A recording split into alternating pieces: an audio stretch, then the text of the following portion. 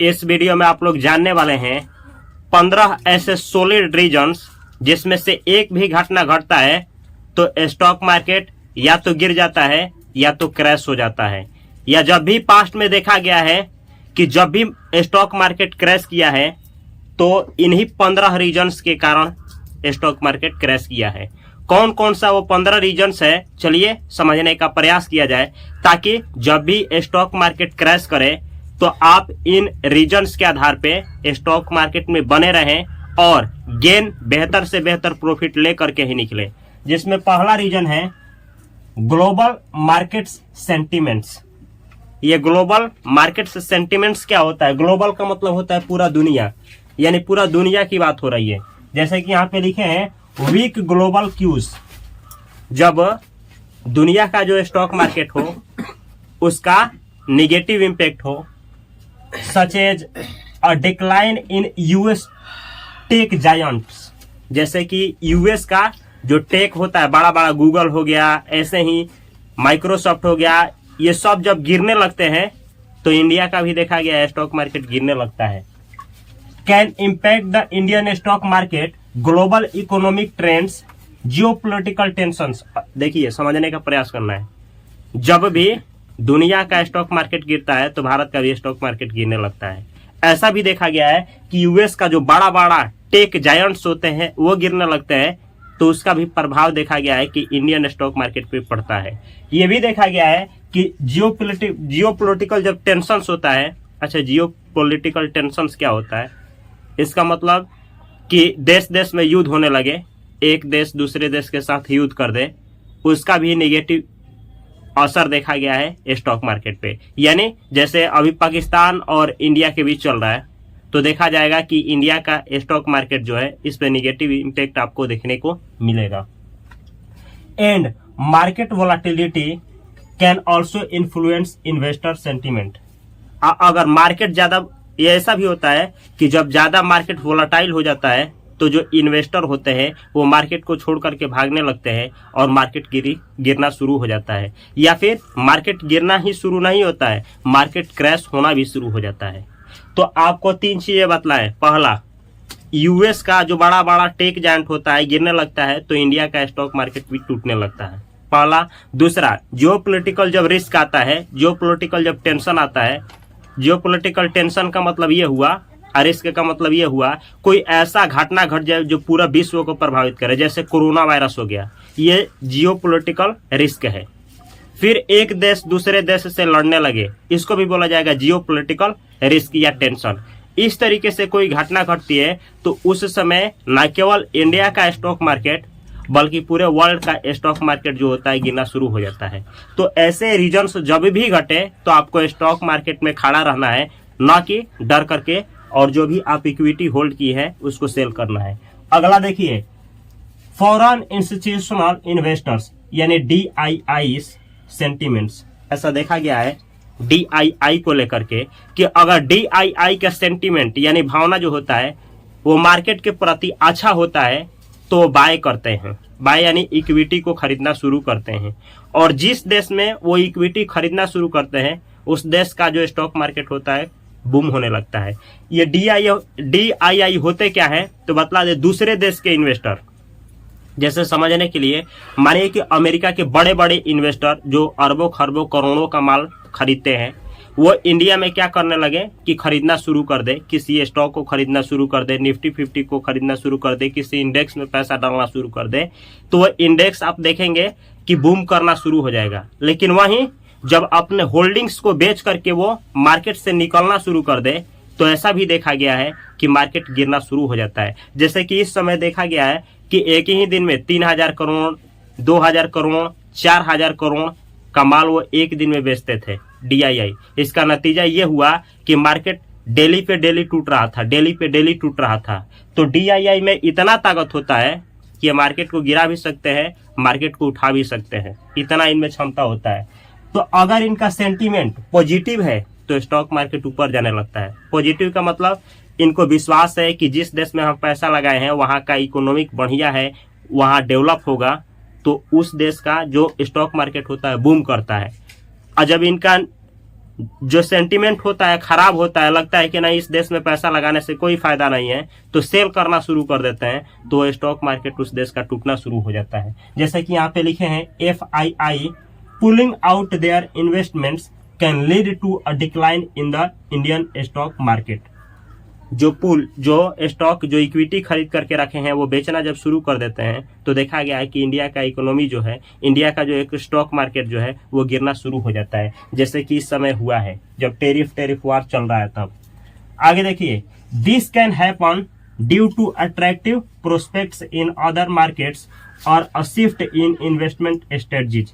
अच्छा, DII ऐसा करते क्यों है? इसलिए करते हैं कि इनको जब दूसरे देश पे विश्वास नहीं रहता है, जैसे मानिए कि दूसरे देश का जो DII है भारत में पैसा इन्वेस्ट किए और उनका विश्वास उठ गया इंडियन मार्केट से, तो पैसा निकालना शुरू कर देंगे। या फिर वो जो DII जो पैसा इन्वेस्ट किए हैं उनको ऐसा लगेगा कि इंडिया इकोनॉमी में अब वो ग्रोथ नहीं रहा है जो पहले था, तो यहाँ से पैसा निकालना शुरू कर देंगे। या फिर एक और सिचुएशन बनता है कि जब उनको लगेगा, DII को लगेगा, यानी जो दूसरे देश के इन्वेस्टर हैं, सॉरी FII को लगेगा जो दूसरे देश के इन्वेस्टर हैं, तो वो क्या करेंगे, ऐसा लगेगा कि नहीं हम इंडिया से भी ज़्यादा रिटर्न दूसरे देश के स्टॉक मार्केट में लगा करके अर्न कर सकते हैं, तो पैसा निकालना शुरू कर देंगे। इन्हीं केसों में जो फॉरेन इंस्टीट्यूशनल इन्वेस्टर होते हैं यानी FII होते हैं, वो अपने क्वांटिटी को सेल करना शुरू करते हैं और स्टॉक मार्केट इंडिया का गिरना शुरू हो जाता है। तो ये रहा दूसरा रीजन, जैसे कि इंडिया का इकोनॉमिक यानी इंडिया का स्टॉक मार्केट पहले भी गिरा है, अभी भी ऐसा रिपीट होता रहता है। आगे देखना है, तीसरा नंबर है डोमेस्टिक इंस्टीट्यूशनल इन्वेस्टर्स। डोमेस्टिक का मतलब जो यहीं का है, भारत का ही है, यानी अपने ही देश का जो इंस्टीट्यूशनल इन्वेस्टर है। अच्छा, इंस्टीट्यूशनल इन्वेस्टर का मतलब होता है म्यूचुअल फंड, पेंशन फंड, जो आप इंश्योरेंस देखे हैं, ये सब इंस्टीट्यूशनल ही इन्वेस्टर होते हैं। तो ये अगर बेचना शुरू कर देते हैं, अपना माल बेचना शुरू कर देते हैं, तभी भी नेगेटिव इम्पैक्ट पड़ता है। आइए खरीदना शुरू कर देते हैं तो पॉजिटिव इम्पैक्ट पड़ता है। ऐसा पास्ट में देखा गया है कि कभी कभी ऐसा हुआ है, यहाँ पे रहेगा आपका FII। पास्ट में ऐसा देखा गया है कि जब फॉरेन इंस्टीट्यूशनल इन्वेस्टर माल सेलिंग करते हैं तो DII खरीदते हैं, और जब DII सेलिंग करते हैं तो FII खरीदते हैं, और जब ये दोनों सेलिंग करते हैं तो मार्केट में क्रैश आ जाता है। तो ये होते हैं DII। यहाँ पे लिखे हैं DII कॉशियस अप्रोच और selling can impact the market, their sentiment can be influenced by economic uncertainty, policy changes और मार्केट ट्रेंड्स। DII कब सेलिंग करते हैं? जब यहाँ के इकोनॉमिक में जैसे कोई पॉलिसी चेंजेज हो गया कंपनी के प्रति, जैसे कोई सरकार बनी और कोई ऐसा नियम कानून ला दी जो कि कंपनी के लिए सही नहीं है, तो वैसे में देख करके जो DII होते हैं, डोमेस्टिक इंस्टीट्यूशनल इन्वेस्टर्स होते हैं, अपने माल को सेलिंग करना शुरू कर देते हैं। और इससे होता क्या है कि स्टॉक मार्केट जो है इंडिया का, वो जहां बूम करना चाहिए वो डाउन टर्न हो जाता है, यानी गिरना शुरू हो जाता है। तो ये 3 रीजन है। आगे देखिए, अगला रीजन है आपका यूनियन बजट अनाउंसमेंट्स। जैसे कि आप देखे होंगे कि भारत अपना बजट पेश करता है, जो सीतारमन है वो बजट पेश करती हैं।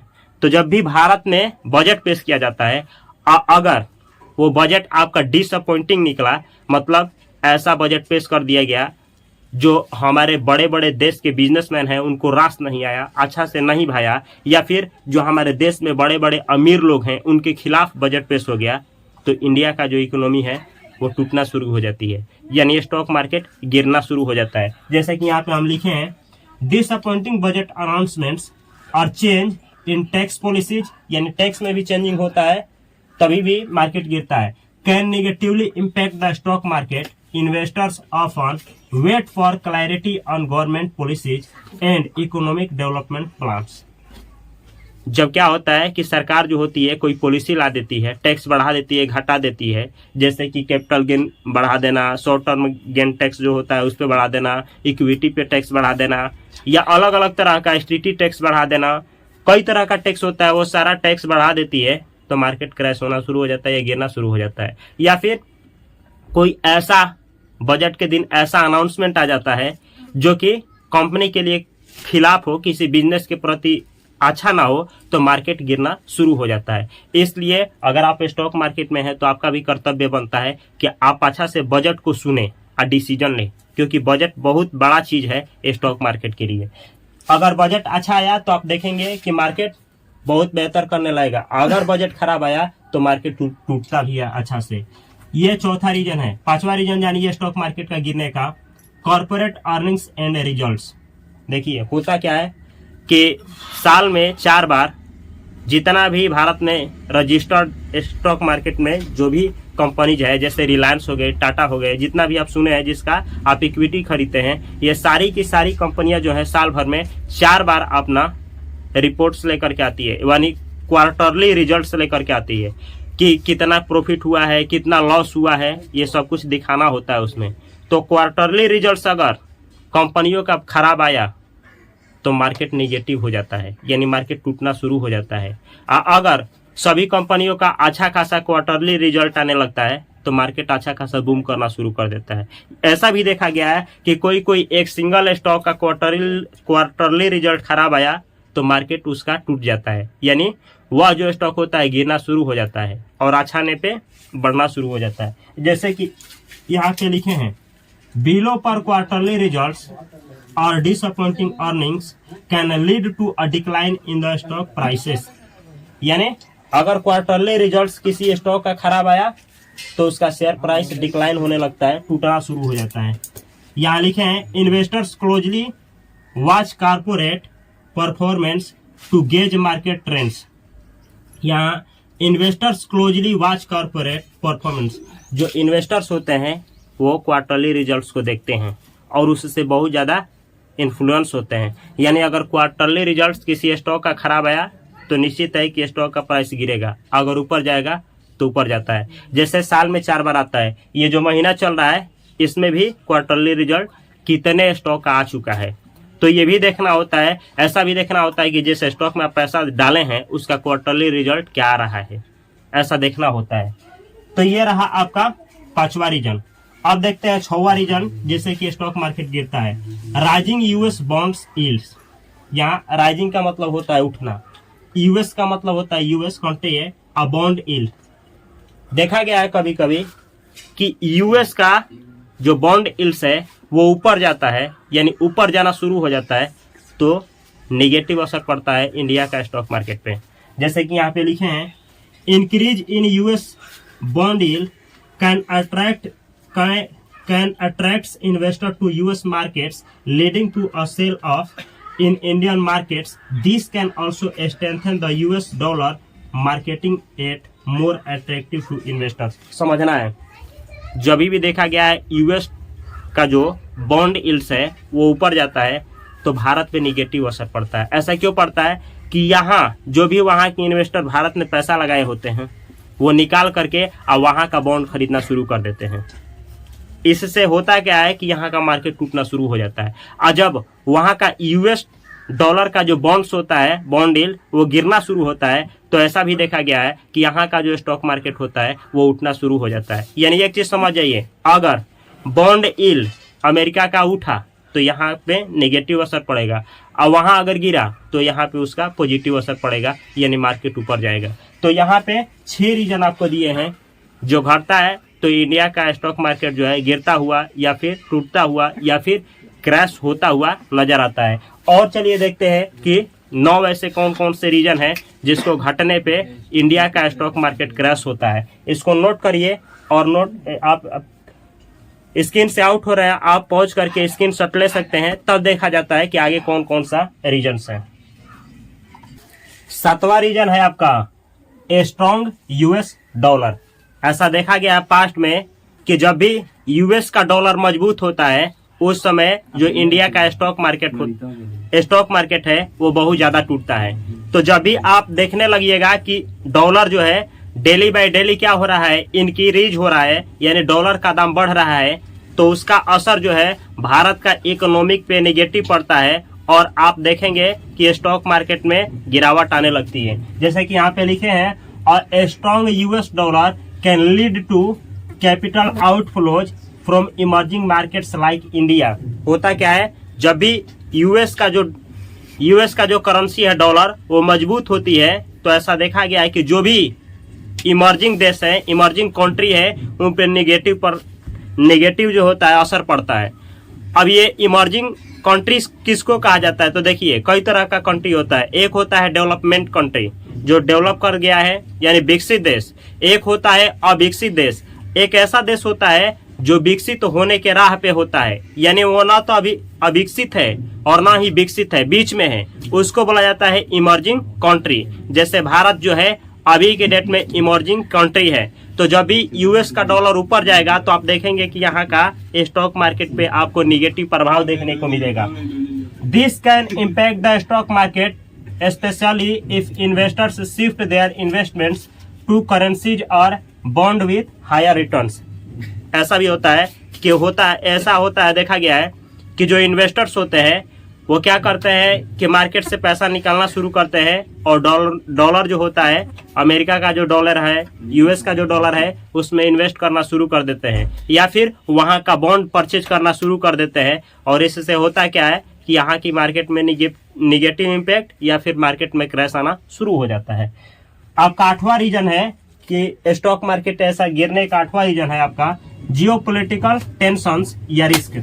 जियोपॉलिटिकल का मतलब होता है वर्ल्ड लेवल पे कोई ऐसा टेंशन हो जाता है या फिर कोई रिस्क हो जाता है। जैसे कि पहले कोरोना वायरस आया था जो कि पूरे वर्ल्ड लेवल पे आया था, तो आप देखे होंगे कि ना केवल इंडिया का स्टॉक मार्केट लेकिन वर्ल्ड का हर एक कंट्री का स्टॉक मार्केट निगेटिव हुआ था। जैसे कि यहाँ पे लिखे हैं कॉन्फ्लिक्ट्स का मतलब होता है युद्ध, विवाद, लाइक द इजराइल हमास। जब भी देखेंगे कि इजराइल और हमास के बीच युद्ध होने लगा तो उसका निगेटिव असर भारत पे भी पड़ता है। War can create uncertainty and impact global markets. जब इन दोनों देश के बीच में युद्ध होता है तो अनसर्टेनिटी यानी अनिश्चितता पैदा हो जाती है। देश सोचने लगता है कि अब क्या होगा क्या नहीं होगा, इन्वेस्टर्स सोचने लगते हैं कि अब क्या होगा क्या नहीं होगा, और पैसा जो होता है वो आउटफ्लोज यानी मार्केट से निकालना शुरू करने लगते हैं और मार्केट गिरना शुरू हो जाता है। जैसे कि यहाँ पे लिखे हैं investors often become cautious during such times leading to market volatility. इस समय जो होते हैं इन्वेस्टर्स बहुत ज्यादा कॉशियस हो जाते हैं, सावधान हो जाते हैं, और थोड़ा सा ही मार्केट गिरता है पैसा निकालना शुरू कर देते हैं और मार्केट जो होता है वो बहुत ज्यादा वोलेटाइल हो जाता है और क्रैश होने लगता है, नहीं तो गिरावट आने लगती है। अगला देखिए 9वां रीजन, और ये सॉलिड रीजन है स्टॉक मार्केट को गिराने के लिए, और ऐसा भी बहुत बार देखा गया है कि इस रीजन से इंडिया का जो स्टॉक मार्केट होता है वो बहुत ज्यादा ही कभी कभी टूट जाता है। वो है क्रूड ऑयल प्राइसेस। अच्छा, ये क्रूड ऑयल होता है। ये क्रूड ऑयल होता क्या है कि जितना भी आप देखे हैं डीजल होता है, पेट्रोल होता है, तो डीजल, पेट्रोल या फिर कोई केमिकल बनाने के लिए क्रूड ऑयल का प्रयोग किया जाता है। ये सऊदी अरब से सप्लाई किया जाता है, और जब भी वहां पे इसका प्राइस बढ़ जाता है, क्रूड ऑयल का प्राइस बढ़ जाता है, तो होता क्या है कि भारत का जो भी स्टॉक होते हैं या फिर स्टॉक का इंडेक्स होते हैं वो गिरना शुरू होते हैं, और गिरते गिरते क्रैश भी होने लगता है। इसका जब ज्यादा प्राइस बढ़ने लगता है तो स्टॉक मार्केट इंडिया का टूटना शुरू हो जाता है। ऐसा अधिकतर देखा गया है कि कभी कभी तो ऐसा होता है, अभी 100, 103 रुपया, 104 रुपया चल रहा होगा क्रूड ऑयल का दाम, अगर ये 110, 112, 120 पहुंच जाए तब तो बहुत ज्यादा मार्केट वोलेटाइल हो जाता है, क्रैश होना शुरू हो जाता है। तो ये होता है आपका क्रूड ऑयल प्राइस। अगर इसका प्राइस गिरेगा तो ये सही है इंडिया का स्टॉक मार्केट के लिए, अगर इसका दाम बढ़ा तो ये निगेटिव असर डालता है इंडिया का स्टॉक मार्केट पे। तो लिखे हैं यहाँ rising crude oil prices can increase inflation and impact government finances. जब भी क्रूड ऑयल का दाम इंक्रीज होता है, बढ़ता है, तो उसका निगेटिव असर इंडिया के स्टॉक मार्केट पे पड़ता है। और क्या होता है, यहाँ महंगाई बढ़ना शुरू हो जाती है, यहाँ महंगाई बढ़ना शुरू हो जाती है। और क्या होता है कि गवर्नमेंट जो होती है अलग अलग तरीके का क्या करती है, फाइनेंस से जुड़ी नियम कानून लाना शुरू कर देती है। This can negatively affect the stock market specially if investors worry about economic stability.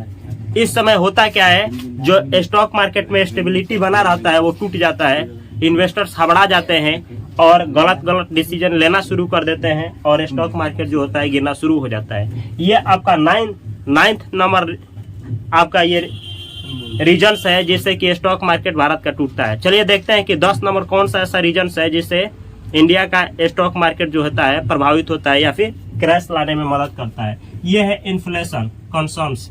ऐसा देखा जाता है कि जब भी भारत की महंगाई बढ़ती है तो स्टॉक मार्केट गिरना शुरू होता है। स्टॉक मार्केट गिरता है यानी कि महंगाई बढ़ गई है। जैसे कि यहाँ पे लिखे हैं, rising inflation can impact consumer spendings and economic growth. होता क्या है, अगर आपका इन्फ्लेशन यानी महंगाई बढ़ा, जब महंगाई जो भी सामान है उसका महंगाई बढ़ने लगे तो कंज्यूमर जो भी है यानी हम और आप जो भी हैं वो कम खरीदना सामान शुरू करेंगे, और सामान जब कम खरीदना शुरू करेंगे तो कंपनी को कम प्रॉफिट होगा, और कंपनी को कम प्रॉफिट होगा तो निश्चित है कि इसका असर इन्वेस्टर को देखने को मिलेगा ही मिलेगा, जिससे आप या तो गिरावट मान सकते हैं या फिर आप बोल सकते हैं कि क्रैश की कगार पे ले जा सकता है। जैसे कि यहाँ पे लिखे हैं, this can lead to a decline, यानी यह मार्केट को गिराने की क्षमता रखता है, गिरा सकता है, in stock prices specially in sectors sensitive to inflation. ऐसा होता है कोई सेक्टरल स्टॉक होता है, सेक्टोरियल स्टॉक होता है, इस पे इसका ज्यादा असर देखा जाता है। कोई जो सेक्टोरियल स्टॉक्स होते हैं वो गिरना भी शुरू हो जाते हैं जब महंगाई जो होता है अपने चरम सीमा पे पहुंचता है। तो इसको भी इसमें हेर फेर करने के लिए जो आरबीआई होती है वो अपना मॉनेटरी पॉलिसी लाती है, जिसमें क्या करती है कि वो कभी इंटरेस्ट रेट को घटाती है और इंटरेस्ट रेट को बढ़ाती है, ये सब कुछ मैनेज करने के लिए। अगला है आपका, यहाँ देखिए, इंटरेस्ट रेट चेंजेज। जब भी आरबीआई क्या करती है, इंटरेस्ट रेट से रेट कटाती है या घटाती है तो उसका स्टॉक मार्केट पे डायरेक्ट असर देखा जाता है। जैसे कि यहाँ पे लिखे हैं, changes in interest rates can impact borrowing cost and consumer spendings. This can affect stocks in sectors like real estate and automobiles. समझना है, जब आरबीआई क्या करती है, इंटरेस्ट रेट कट करती है तो ये स्टॉक मार्केट के लिए सही होता है।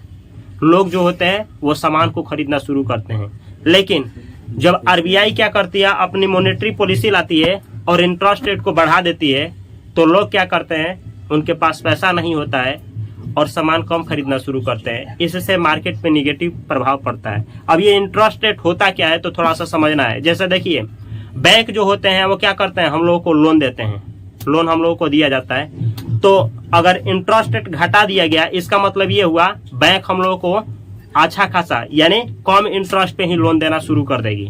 और कम इंटरेस्ट पे लोन जब लोगों को मिलेगा तो लोग लोन ले करके घर द्वार खरीदना शुरू करेंगे, जगह जमीन खरीदना शुरू करेंगे, या फिर कार खरीदना शुरू करेंगे, या फिर फैशन वाला जो भी सामान होता है उसको खरीदना शुरू करेंगे। इस तरीके से लोग जब अपना कंज्यूमिंग क्षमता बढ़ाएंगे, जब लोग खरीदना शुरू करेंगे तो वो जो सामान खरीदेंगे वो तो कोई ना कोई कंपनी ही बनाती है, और जो कंपनी बनाती है उसका स्टॉक तो अप जाएगा ही जाएगा। इस तरीके से होता है कि अगर इंटरेस्ट रेट कट हुआ तो मार्केट पे अच्छा प्रभाव पड़ेगा, अगर बढ़ाया गया है इंटरेस्ट रेट तो इसका निगेटिव प्रभाव देखने को मिलता है। अगला देखिए, 12 नंबर आपका रीजन्स है, market volatility.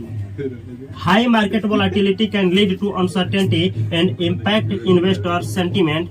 This can result in a decline in stock prices, especially if investors become risk averse.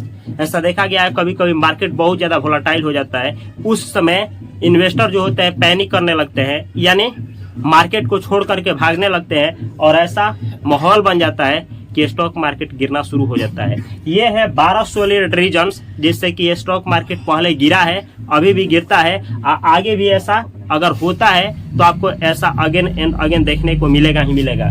चलिए हम स्क्रीन से आउट होते हैं, आप स्क्रीन शॉट ले सकते हैं और देखा जाए कि अगला कौन सा ऐसा रीजन्स है जिसको रिपीट होने पे इंडिया का स्टॉक मार्केट जो होता है उस पर निगेटिव असर देखने को मिलता है, या फिर जो इंडिया का स्टॉक मार्केट होता है वो गिरने लगता है या टूटने लगता है या फिर क्रैश की कगार पे पहुंच जाता है। अगला रीजन्स है 13 नंबर है, वीक ग्लोबल इकोनॉमिक ट्रेंड्स। कभी कभी ऐसा देखा जाता है कि वर्ल्ड का जो इकोनॉमिक ट्रेंड्स होता है, यानी एक स्टॉक मार्केट का जो ट्रेंड्स होता है ऊपर जाता है तो इंडिया का भी स्टॉक मार्केट ऊपर जाता है, और जब वर्ल्ड वाइड जो मार्केट होता है वो खुलते ही गिरना शुरू हो जाता है तो इंडिया का भी स्टॉक मार्केट गिरना शुरू हो जाता है। जैसे कि यहाँ पे लिखे हैं, weak economic trends in major economies can impact global trade and economic growth. This can negatively affect the Indian stock market. कहने का मतलब है जैसे मार्केट 9 बजे खुल जाता है, आप खुलते ही आपको पता चला कि विश्व का जितना भी मार्केट है सब कुछ निगेटिव खुला है, तो ऐसा देखा गया है कि इंडिया का भी स्टॉक मार्केट खुलता है तो निगेटिव ही खुलता है, और सब हरा भरा खुलता है तो यहाँ का भी मार्केट हरा भरा खुलता है। तो ऐसे भी आप देख सकते हैं कि स्टॉक मार्केट इंडिया का कहाँ जाने वाला है या किस तरीके से किस मूवमेंट को जाने वाला है। आगे देखिए, अगला रीजन है आपका 14 नंबर रीजन है परचेजिंग पावर कैपेसिटी। कभी कभी ये भी होता है परचेजिंग पावर कैपेसिटी इंडिया का घटने लगता है तो स्टॉक मार्केट गिरना शुरू हो जाता है। परचेजिंग पावर का मतलब हुआ लोग कम सामान खरीदेंगे, कंपनी कम ग्रोथ करेगी तो इन्वेस्टर भी कम ग्रोथ करेंगे। सामान ज्यादा सेल होगा, लोग ज्यादा परचेज करेंगे तो इन्वेस्टर भी कमाएंगे, कंपनी भी कमाएगी। जैसे कि लिखे हैं A decline in purchasing power capacity can impact consumer spending and demand. This can negatively affect stocks in consumer goods and other sectors.